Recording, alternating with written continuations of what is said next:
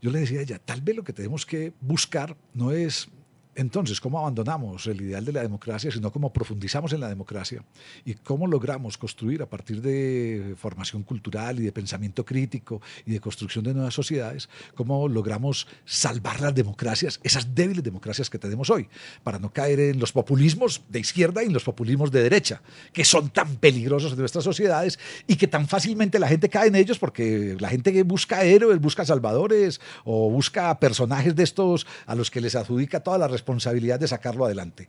No sé, ese es...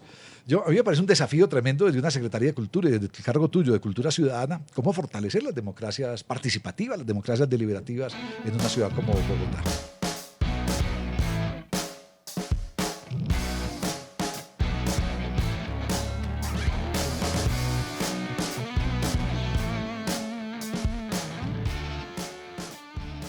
Buenas tardes, buenas noches, buenos días. Estamos nuevamente en Cultura en Iberoamérica, conversaciones desde Bogotá. Este video podcast que hacemos ya desde hace un ratico para compartir reflexiones con gente muy, muy especial que está trabajando con y desde la cultura en la construcción de nuevas sociedades en toda Iberoamérica. Luis Felipe, buenas tardes, bienvenido. Empiezo con una pregunta. ¿Para qué la cultura ciudadana? ¿Para qué? Jorge, querido, y a todas las personas que nos están viendo, feliz de estar acá. Yo creo que la cultura ciudadana es de esos conceptos que la mayoría de las personas interpreta de manera distinta. Pero de cara también como a esta conversación, yo plantearía una definición casi que minimalista de lo que puede llegar a ser la cultura ciudadana, y es esa capacidad de construir acuerdos. Esa capacidad que tenemos los seres humanos, las personas que habitamos una ciudad, de ponernos de acuerdo para convivir mejor, para compartir un parque, para compartir el sistema integrado de transporte público, para compartir también la responsabilidad de cuidar la ciudad. Y este enfoque, pues obviamente desde la perspectiva más técnica te podría decir que es un enfoque de política pública, en el que Bogotá pues obviamente ha tenido un liderazgo histórico, que este año cumplimos 30 años, pero lo que me gusta de esta definición... 30 años de cultura ciudadana en Bogotá. Así es, así es. Como más o menos desde el 95, sí, cuando tuvimos al profesor Antanas Mockus, sí, ¿no? Transformando un poco la idea en que nos relacionábamos. Y lo que me gusta de esta definición de la construcción de acuerdos, además porque va muy de la mano con esa visión que tiene nuestro secretario y la Secretaría de Cultura en esta administración, es porque te permite reconocer al otro primero. Porque para construir un acuerdo, primero tienes que reconocer al otro, verlo como importante. Y yo creo que estamos en un contexto y en un momento, no solamente a nivel Bogotá, Colombia, sino en el mundo, donde es cada vez más difícil lograr convivir en medio del disenso, de la diferencia. Y yo creo que la diferencia es fundamental para las democracias, y hoy en día estamos viendo en una sociedad cada vez más polarizada, donde corremos el riesgo de opacar al otro porque piensa distinto. Entonces, casi que estamos haciendo un trabajo en contra de la corriente de lo que está pasando a nivel mundial, y persistimos en eso, pero creemos que es la única manera de tener la ciudad que todos nos soñamos, una ciudad donde todos podamos ser, donde todos podamos convivir y donde podamos obviamente florecer como lo es la ciudad de Bogotá. Ave María, empezamos fuerte porque además me hiciste pensar en algo y que iba a dejar para más adelante.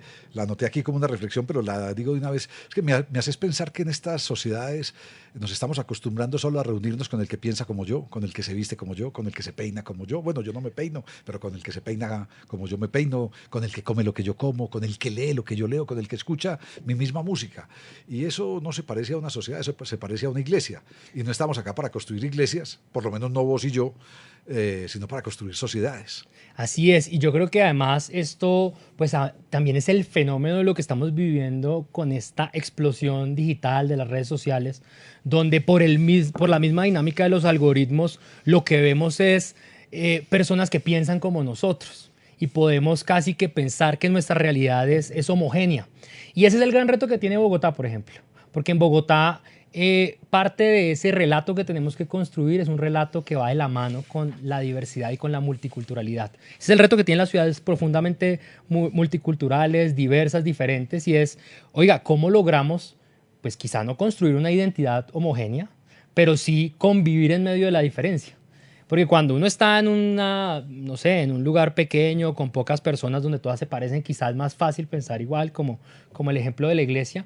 Pero cuando tenemos estas ciudades grandes, llenas de personas, que comparten además una visión de ciudad distinta, dada por las asimetrías territoriales, por las diferentes posibilidades que presenta la ciudad, por las migraciones, por bueno, la cantidad de fenómenos que ya sabemos que están viviendo no solo las ciudades del mundo, sino especialmente Bogotá en los últimos 10 años, pues evidentemente creo que ahí tenemos unos retos importantísimos de lograr acuerdos y de no dejarnos llevar por esa idea de que hay que tener una sociedad homogénea para poder convivir.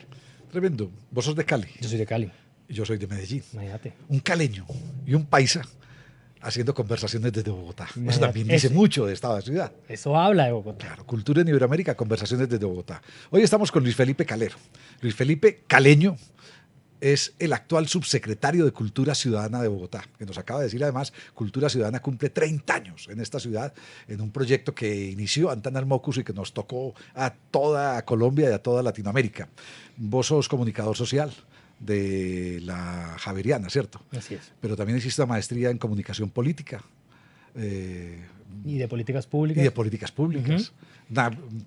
Y por aquí tengo que tener más de 10 años de experiencia en el desarrollo de estrategias y contenidos para instituciones públicas. Y menciono Ministerio de Salud y Protección Social, Ministerio de Educación Nacional, Ministerio de Tecnologías de la Información y las Comunicaciones, Ministerio de Ciencia, Tecnología e Innovación, la SADRE, la Administradora de Recursos de la Seguridad Social. Has estado con ProBogotá, que es este colectivo empresarial, privado, de sacar adelante iniciativas público-privadas además. Y trabajaste con Pirri en RCN, en experiencia periodística. Y acabo de saber que además sos actor extra regalado. O sea, que has trabajado en películas colombianas dirigidas por Laura Mora. Pues ahí he salido como de extra figurante. Ahorita estamos conversando con el querido Jorge de eso. Me parece chévere todo lo que sea también construir proyectos artísticos, culturales, y además el audiovisual tiene un profundo arraigo en mí, en mi generación, además en Cali, el Caliwood, todo esto para nosotros es muy inspirador, y por eso digamos que la primera parte de mi vida y mi trayectoria profesional la hice desde la perspectiva audiovisual, y me enamoré poco a poco de las políticas públicas, de la comunicación política, de esos retos que cada vez tienen los gobiernos de poder fortalecer la confianza y la credibilidad hacia la ciudadanía. Yo creo que ahí empezó como un poquito todo este proceso hasta llegar el día de hoy a la Secretaría de Cultura, Recreación y Deporte y a la Subsecretaría de Cultura Ciudadana. Pero además es muy esperado porque uno viendo como el hilo tuyo y buscando algunas de estas cosas tuyas en internet, aparece, no sé, tal vez una palabra o una expresión para definir mucho de lo que has hecho es transformación cultural. O sea, has estado sumado a proyectos de transformación cultural, y el cargo de subsecretario de Cultura Ciudadana en Bogotá es un cargo fundamentalmente para la transformación cultural. Así es, y obviamente ver y analizar las transformaciones culturales es un ejercicio muy retador, sobre todo en una sociedad de la inmediatez, de los resultados, pero yo creo que es de personas profundamente perseverantes y resilientes, y que además tienen unas convicciones relacionadas con la esperanza de que podemos cada vez convivir mejor. Entonces, todo lo que hemos, sobre todo, por ejemplo, con el trabajo que hicimos antes en el Ministerio de Salud en la pandemia, para nosotros el reto de haber tenido que, de alguna forma, generar una transformación cultural rápidamente para sobrevivir, relacionada con las distintas prácticas que teníamos que tener en una nueva realidad mediada por el coronavirus, y la maestría y todo esto como que me fue enamorando e interesando por las normas sociales, por las creencias, por las tradiciones, por todos los distintos factores culturales asociados a qué se necesita para tener una transformación cultural hoy en día en una sociedad mediada por las redes sociales, por una revolución tecnológica que además no para, y hoy con la inteligencia artificial ya esto es como, bueno, ¿para dónde vamos? Estuve en una charla de la Feria del Libro de Bogotá, esta entrevista que ustedes podrán estar viendo en el 2025, 26 o 27, quién sabe cuándo, la estamos haciendo en mayo del 2025, en pleno momento de la Feria del Libro de Bogotá, y estuve en una conversación muy interesante de Marta Peirano, José Carrión y Agustín Fernández sobre inteligencia artificial. Y la primera pregunta, cuando dijeron pregunta del público, domingo a las 7 de la noche, una chiquita de 10 años, y levantó la mano y preguntó una cosa que era ¿por qué el uso de la inteligencia artificial afecta el agua? Y fue tremendo, o sea, porque además llevó hacia otro lado, hacia las inquietudes que tiene una niña de 10 años, en este caso con la inteligencia artificial. Te metiste en ese tema de lo que hiciste desde el Ministerio de Salud en medio de la pandemia, en función de cambio de comportamientos y etcétera, etcétera. Te hago una pregunta. ¿Cuál, de todo lo que vos has hecho, de esta historia de vida tuya, a pesar de tu juventud, cuál ha sido el proyecto de mayor impacto? Si vos tuvieras que nombrar uno, o sea, este es el proyecto de todos los que he participado hasta ahora en el que mayor impacto ha habido, ¿cuál dirías? Yo creo que evidentemente lo que pasó en el Ministerio de Salud y Protección Social fue un reto profesional enorme para las personas que estábamos ahí, que de golpe nos cae la exposición de todo el país, porque nosotros estábamos, digamos, acostumbrados a hablar del aseguramiento, de la protección social, de algunos temas de salud, pero ver que en un momento todo el país pone la mirada sobre un ministerio que tenía que estar en la capacidad de generar, pues obviamente no solamente lineamientos, normativas, sino también mensajes claros y contundentes para garantizar la vida de las personas, fue muy retador. Pero yo creo que lo que ha pasado también en esta subsecretaría en los últimos años ha transformado la manera en que yo interpreto también mi quehacer, ¿me entendés? Porque creo que hay una cantidad de elementos que uno entiende acá sobre qué es lo que tiene que pasar y cuáles son las cosas que tenemos que transformar y que tenemos que fortalecer para poder tener una sociedad de alguna forma viable. Te voy a dar un ejemplo y que tiene que ver con ese gran propósito que tenemos acá, y es construir confianza y fortalecer la confianza. Algo que parece tan sencillo, para mí se ha vuelto uno de los retos más grandes que tengo en este momento, claro, y que tenemos en la Secretaría. Claro. Y es una cosa que uno dice, Dios mío, esto es grandísimo y es un reto en el que no dejamos de pensar, en el que no dejamos de trabajar y que de alguna forma va moldeando cada una de las acciones que tenemos. Sabes, Luis Felipe, que yo he dicho en muchos lugares de Latinoamérica que todos los gobernantes deberían evaluarse a sí mismos por la construcción de confianza o la destrucción de confianza en su cargo público, que una de las preguntas que tendrían que hacerse al final de su periodo, pero por supuesto mantenerla con una atención en los varios años de su periodo, es: ¿construí o destruí confianza? Porque ahí está una de las claves de esta sociedad. Nosotros en Medellín sabemos de construcción y de destrucción de confianza, y eso ha sido durísimo. Te voy a hacer preguntas para respuestas así, traque. Dale, pero si me permites, decirte una cosa sobre la confianza que me parece súper importante, y es que te voy a dar dos datos que para mí son muy reveladores. Por un lado, según el Programa de Naciones Unidas para el Desarrollo, solo el 15% de personas en Latinoamérica confían en la mayoría de personas. Ave María, en el otro. En el otro. Y según nuestra encuesta de indicadores de cultura ciudadana 2023, 9 de cada 10 personas en Bogotá piensa que más de la mitad de los funcionarios públicos son corruptos. Ave María, 9 de cada 10. El 90%. Claro. Piensa que más de la... Y hay una línea que muchas veces la gente tiende a pasar desapercibida entre la confianza y la democracia. Y es que si yo dejo de confiar en las instituciones que me representan y en los demás, es muy difícil que yo pueda generar acuerdos y por ende el sistema democrático se empieza a erosionar, como lo hemos visto en muchísimas partes del mundo. Entonces, parte del reto, además otra cosa, y es que uno de los principios de la cultura ciudadana al pensarla como esa construcción de acuerdos es la acción colectiva. Y la participación baja y la acción colectiva baja cuando no hay confianza. Entonces, casi que el reto tan grande que tenemos hoy en día en la administración distrital, en la Secretaría de Cultura, en la Subsecretaría de Cultura Ciudadana, es fortalecer algo, es un bien que es cada vez más escaso, pero que es el único que nos puede permitir construir acuerdos y promover una democracia participativa de la manera ideal, ¿no? Te iba a hacer unas preguntas y ya las voy a apartar porque quiero seguir con lo de democracia. Cuando este videopodcast lo vea una amiga mía en Panamá, con quien estuve hace unos días en su casa, en una cena, tuvimos una muy fuerte discusión. Ella decía, incluso nos conocemos hace 15 años y decía, es nuestra primera pelea matrimonial.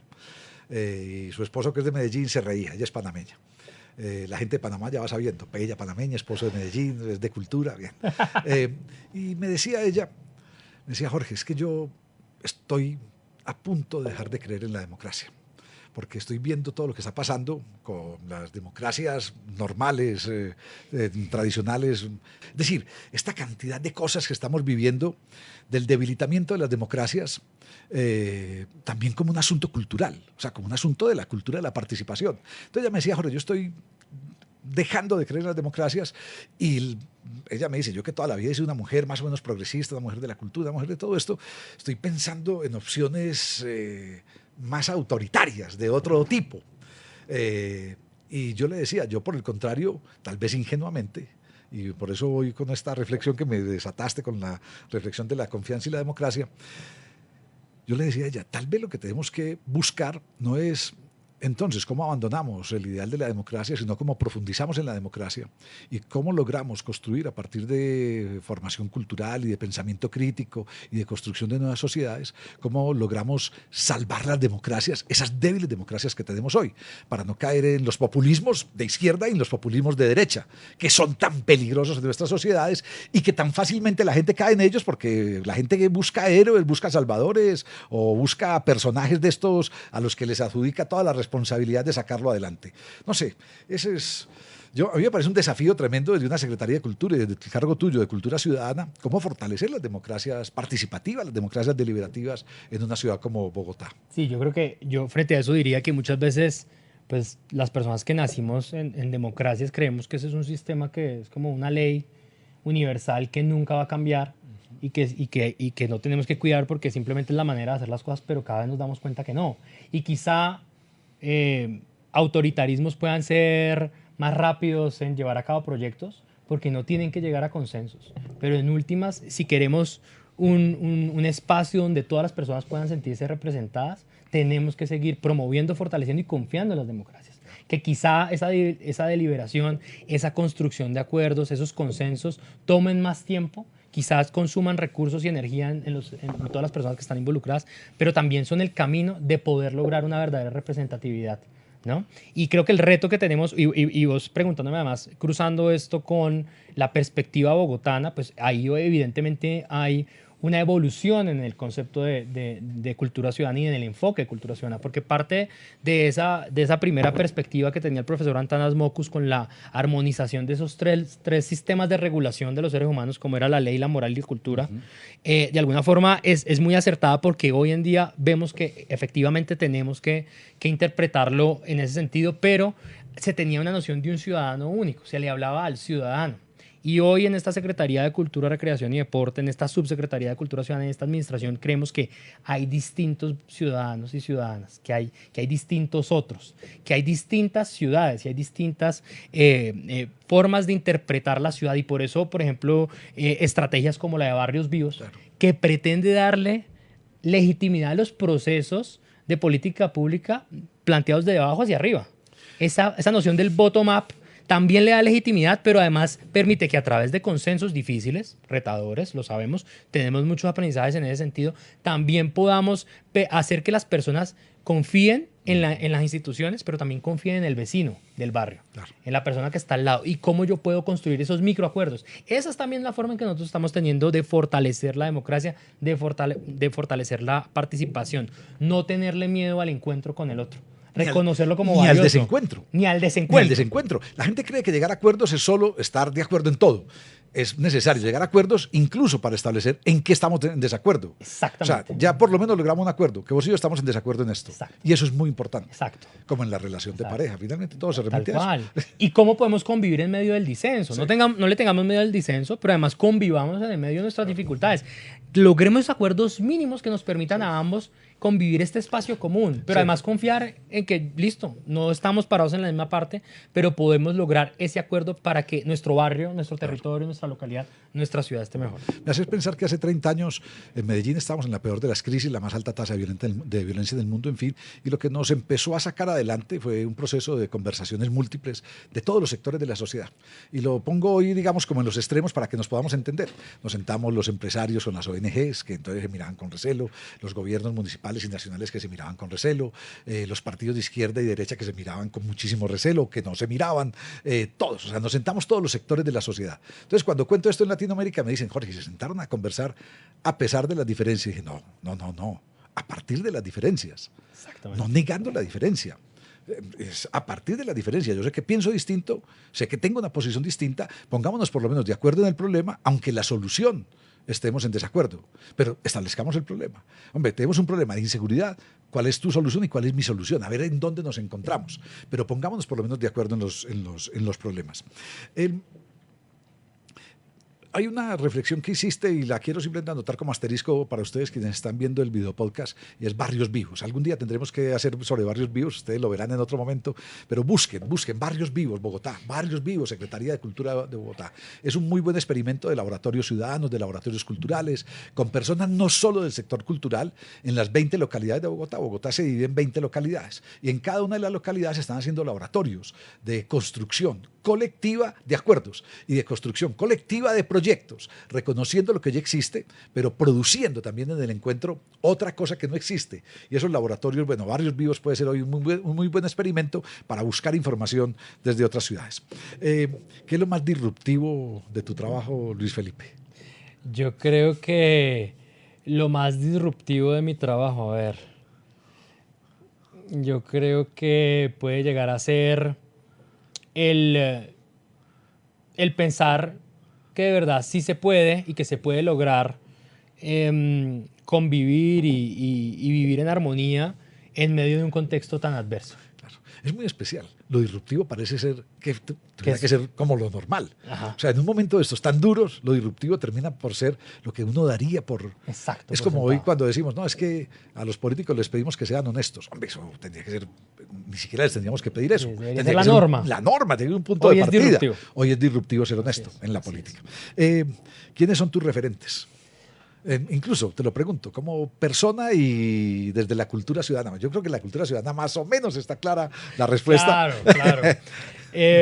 Yo tengo, obviamente el profesor Antanas Mockus para mí fue... Para todos. Además que, claro, yo en esa época lo veía, no solo, a mí no me tocó pues así hace 30 años estar en Bogotá porque estaba ¿Cuántos años tenés vos? Yo tengo 36, voy a cumplir 37 años. O sea, en el año 94, cuando Antanas Mockus estaba, perdón, vos tenías 4 años. Exacto, yo estaba de oídas. Pero después de eso, en el proceso que él vino a traer a la mesa desde la conversación política, desde el que salieron otros liderazgos también, creo que inspiró a muchos jóvenes, a eso le llamaban la ola y demás. Y obviamente a mí me parece un personaje profundamente inspirador y me honra muchísimo, además, continuar parte de ese legado que él tiene. Claro.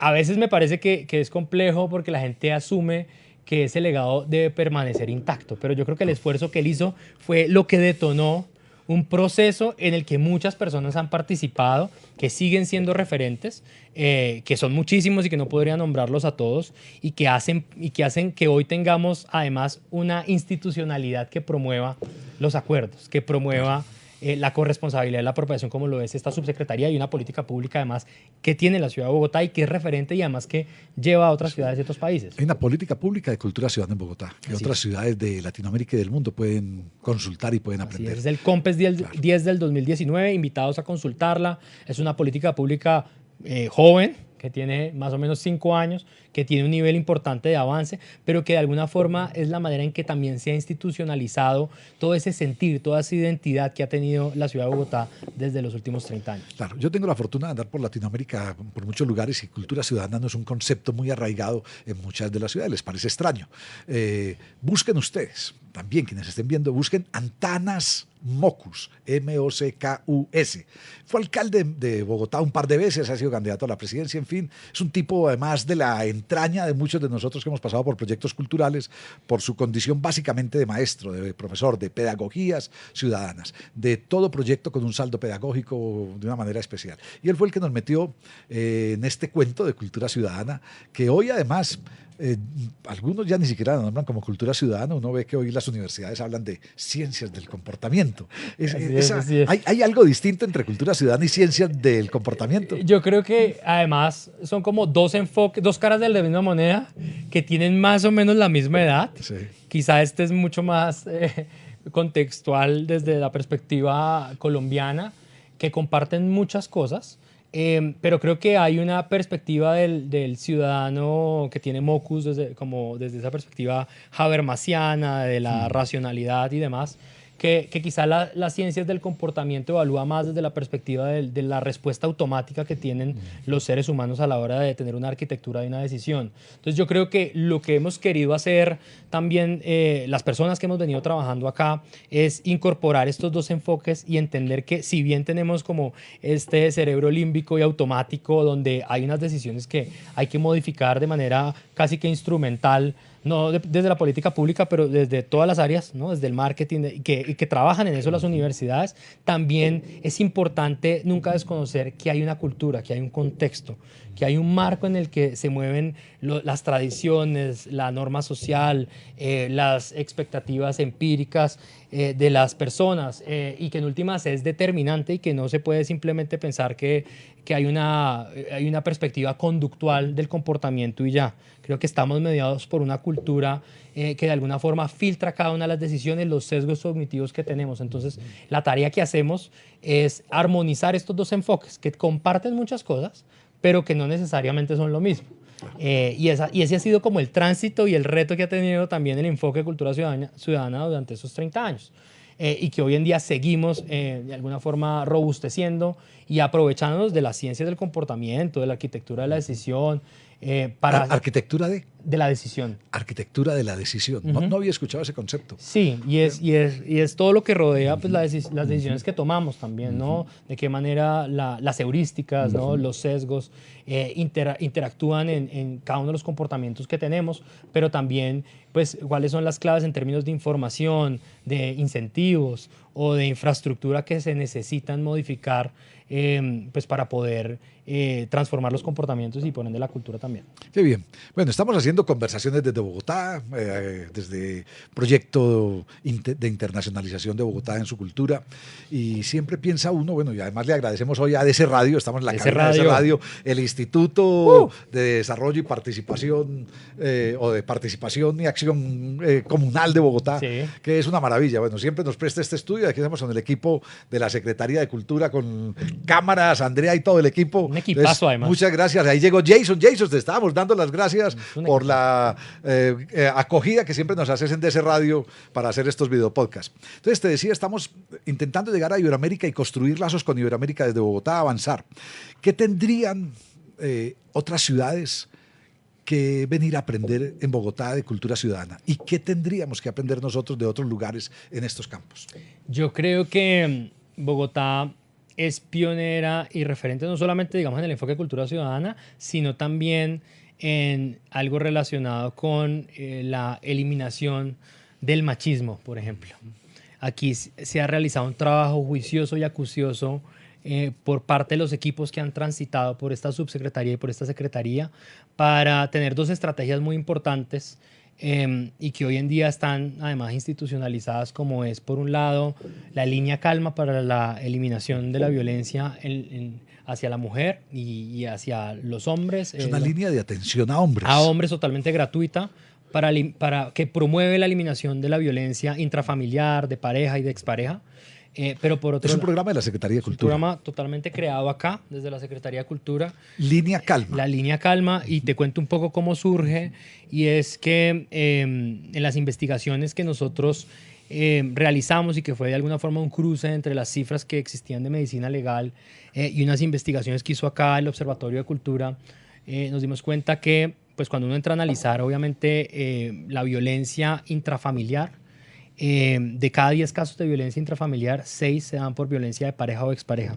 Y cuando uno profundiza y hace el zoom y pone la lupa en esos casos, de cada 10 casos de violencia de pareja y expareja, 8 es ejercida por hombres, es decir, los hombres son los principales victimarios. Hicimos una investigación con nuestro observatorio que nos permitió indagar cuáles eran esos factores culturales asociados y esos determinantes asociados a la violencia de género acá en Bogotá, y nos dimos cuenta que había problemas relacionados con los celos, con la dificultad para cumplir el proyecto de vida, con la inseguridad y con una cantidad de temas emocionales que los hombres no estaban tramitando de manera correcta. Y encontramos que había quizá un link o una correlación entre el bajo trámite de emociones y la violencia que ejercen los hombres, no solamente de pareja hacia las mujeres, sino también en el espacio público.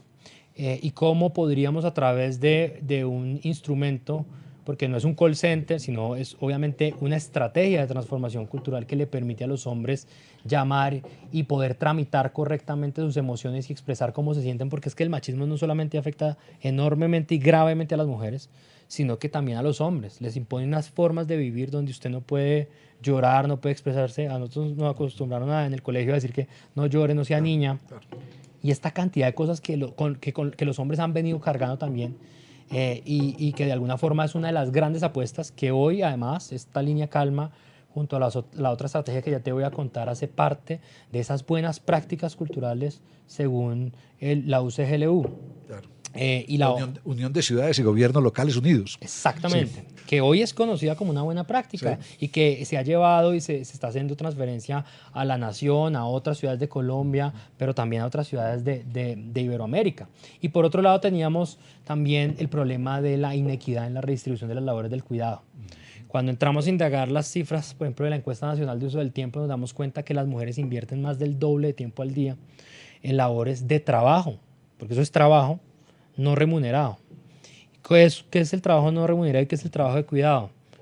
Hacer los oficios de la casa, cuidar a adulto mayor, cuidar a niños, cuidar a personas con discapacidad.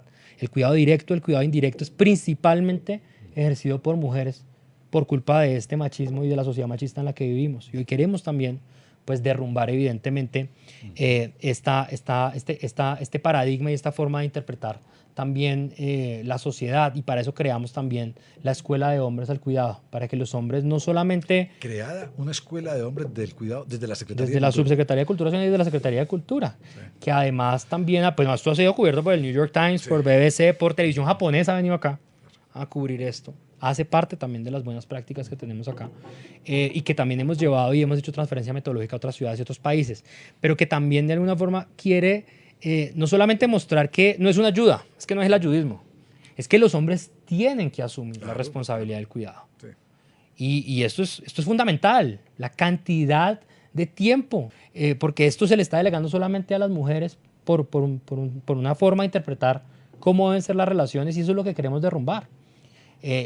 Por un lado, pero también... Pero esta es una muy buena referencia, porque hoy hay una, digamos, pregunta. Yo no sé si todavía se convierte en preocupación, pero hay una pregunta, por lo menos por todas estas políticas del cuidado en Iberoamérica, que Bogotá se haya convertido ya en un referente de estos programas de nuevas masculinidades, de programas de políticas del cuidado, con una visión además marcada hacia cómo el hombre se involucra en otro tipo de actividades cotidianas, me parece fundamental. Y que exista esa línea de atención Calma, habrá que buscar Calma, línea de atención, línea Calma en Bogotá, como proyecto cultural muy disruptivo. Así es, y yo creo que pues ha tenido unos resultados importantes. Están buscando replicarla en otras partes, pero además con respecto al tema de la redistribución, no solamente es una responsabilidad compartida, sino que también fortalece los vínculos del padre con sus hijos y con la familia, y en últimas los vínculos y las relaciones significativas, pues cabe los estudios, ¿no? Yo no tengo en este momento el estudio exacto, pero hay unos estudios muy robustos que hablan de la importancia de las relaciones y los vínculos para la longevidad o para la felicidad, ¿no? Sí, claro. Cada vez evidenciamos que no es la dieta mediterránea, no es la copita de vino, es la calidad de los vínculos que uno tiene. Busquen las referencias de las zonas azules, de las famosas Blue Zone. Las zonas azules, la gente que más longevidad tiene, las poblaciones que más longevidad tiene el mundo, tienen varias características, y esa del mundo relacional, del grupo con el que se comparte, es una de esas características que tienen los pueblos donde más tiempo está viviendo la gente. Luis Felipe, ahora mencionaste algo de la explosión de las redes sociales y de estas realidades homogéneas que nos proponen. Estamos haciendo, en este semestre del 2025, cuando hacemos esta grabación, la Secretaría de Cultura está haciendo una investigación desde el Observatorio de Cultura, que además depende de tu subsecretaría, sobre los impactos culturales de la transformación digital. Se está haciendo esa investigación en México, se está haciendo en Ciudad de México, en Río de Janeiro, en una ciudad española, en Bogotá, pero además financiada por la Organización de Estados Iberoamericanos y por la Alcaldía de Bogotá. Hoy, ¿cuál es el desafío que tenemos en la identidad? ¿Cuál es el desafío que tenemos en la construcción de colectivos con estas redes, con el auge de lo informático, de las redes sociales, de las inteligencias artificiales? De acuerdo, sí, yo creo que, pues por un lado, y además conectándolo con lo que estamos diciendo de las zonas azules y este filósofo que se ha puesto de moda, Bill Schulhan, sí, que dice que estamos hiper mega conectados, pero no nos estamos relacionando de manera significativa y profunda. Y hay un libro maravilloso que se llama El Enjambre, que habla de eso. Claro, tremendo. Y de este fenómeno que estamos teniendo en la actualidad. Yo creo que el reto más grande que hay desde esa perspectiva es que si queremos tener democracias participativas saludables y fuertes, necesitamos de alguna forma construir los puentes de confianza necesarios para promover la participación incidente y el respeto por el otro, y el respeto por las distintas visiones de país, de ciudad, de sociedad. Y hoy en día, pues estos fenómenos han traído la posibilidad de tener mi verdad. Hoy este tema de la posverdad, no vamos a entrar en eso porque nos enfangamos en otro problema y nos da otra hora que hablando de la posverdad. Y nos quedan creo que como 5 o 6 minutos. Y nos quedan como 2 segundos. Pero creo que hoy en día la manera en cómo están distribuidos los algoritmos y los nodos en lo digital hacen que estemos casi que en esta caverna donde lo único que vemos es nuestro propio sentir y pensar. Y esto dificulta esa diversidad y la promoción de esa participación diversa y multicultural que necesitamos. Entonces, obviamente uno, como en todo, están los apocalípticos, están los integrados. Yo creo en esa tercera vía de lo digital, y es que podamos construir sociedades que se aprovechen de la rendición de cuentas que presenta, de la inmediatez que nos entregan muchas veces estas herramientas tecnológicas, sin desconocer que hay distintas personas y que no existe una única verdad o, claro, por decirlo de alguna forma, una forma de interpretar la visión de las cosas y el sentir a la hora de pensarnos y de construir una ciudad y un país, ¿no? Entonces yo creo que es por ahí la vaina. Claro. Me hiciste pensar que Marta Peirano, esta española periodista y escritora, tiene un libro Contra el Futuro, y en la Feria del Libro de Bogotá dijo una frase, no recuerdo a la persona que ella citó a alguien de Estados Unidos, una mujer, y dijo, esta mujer decía, hombre, yo no quiero la inteligencia artificial para que escriba poemas y canciones. Yo quiero escribir poemas y canciones. Lo que quiero es que la inteligencia artificial lave mi ropa, vaya al banco por mí, para yo poder hacer poemas y canciones. Pero resulta que la inteligencia artificial ahora está haciendo poemas y canciones, yo tengo que seguir lavando la ropa y yendo al banco. Yo creo que ahí hay también un cambio de mundo, un cambio de horizonte que nos va a poner serios desafíos. Uno, frente a la construcción de confianza que decíamos ahora, ya los tenemos frente a la construcción de democracia. Estamos viendo el uso, no sé, me sale la palabra depravado de las redes sociales para condicionar las democracias, fenómenos electorales. La polarización que trae. Claro, la polarización y fenómenos electorales como los que hemos vivido incluso aquí en Colombia con un candidato que no tenía absolutamente ninguna condición para llegar a ser presidente y estuvo a punto de ganar la presidencia gracias al TikTok. Y uno dice, hombre, qué peligro. O sea, nos ponemos ahí en unos desafíos también tremendos frente a esas realidades.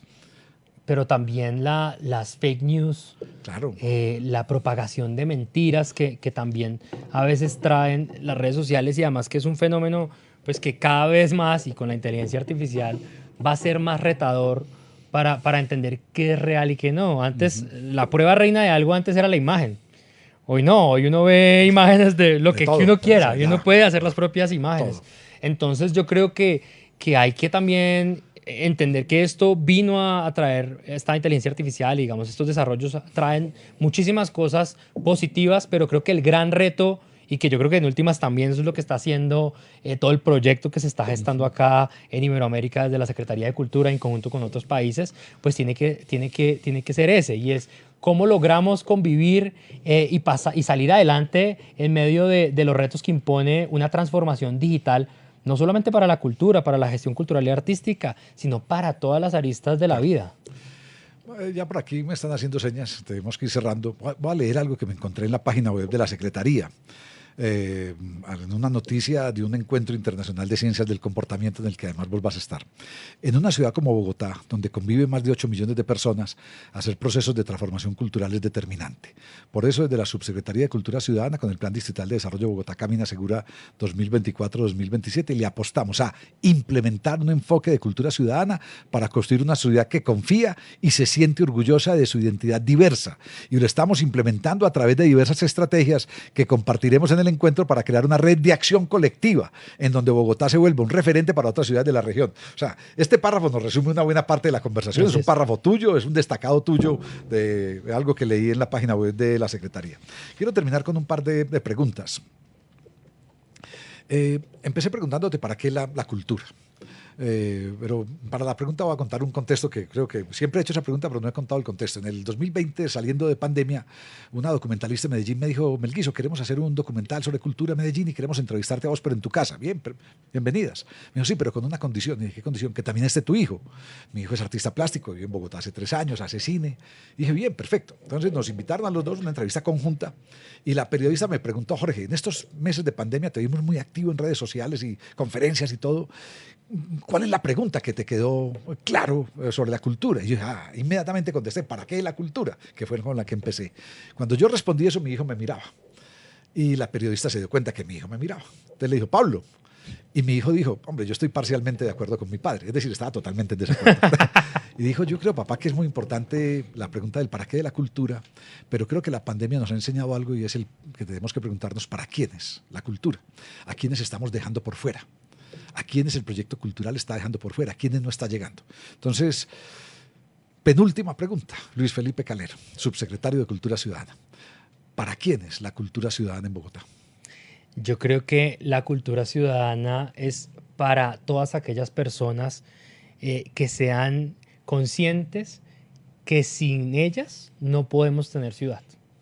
Es para todas las personas que se saben conscientes que son parte fundamental de los cambios, de las transformaciones que necesita la ciudad para esas personas. ¿Sabes qué? Me hiciste acordar una frase de Damper, un rapero caleño. Hace unos años estaba en una conferencia en Cali y pregunté: ¿para ustedes qué es cultura ciudadana? Y un rapero se levantó y dijo: hombre, para mí la cultura ciudadana es amar a la ciudad con hechos. Epa. Tremenda definición. Oye, está buenísimo. Amar a la ciudad con hechos. Damper, rapero caleño. Amar a la ciudad con hechos. Vos que sos caleño, ahí está esa frase compatriota tuyo. Y última pregunta, Luis Felipe. A mí me gustan más las preguntas que las respuestas. Eso. Vos hoy... A mí también. Hoy, ¿qué preguntas te haces? 1 o 2 preguntas que te hagas vos desde tu trabajo de cultura ciudadana en la subsecretaría. Esa pregunta con la que vos te montás luego en el transporte hacia tu casa todos los días y decís: hombre, esta es la pregunta que nos tenemos que hacer. Yo creo que la pregunta que nos hacemos muchísimo acá es cómo construimos una identidad de lo que significa ser bogotano y bogotana en medio de esa diversidad tan amplia que tenemos en esta ciudad. ¿Cómo logramos esos puntos en común para construir un concepto que nos permita pararnos desde distintos puntos, pero estar de acuerdo en eso fundamental que es ser bogotano y bogotana? Esa es la pregunta que nos motiva a trabajar todos los días. Un caleño, un paisa conversando en Bogotá. Cultura en Iberoamérica, conversaciones desde Bogotá. Hoy estuvimos con Luis Felipe Calero, subsecretario de Cultura Ciudadana de la Secretaría de Cultura, Recreación y Deporte de Bogotá. Feliz tarde, feliz noche y feliz día para todos y todas ustedes en Iberoamérica.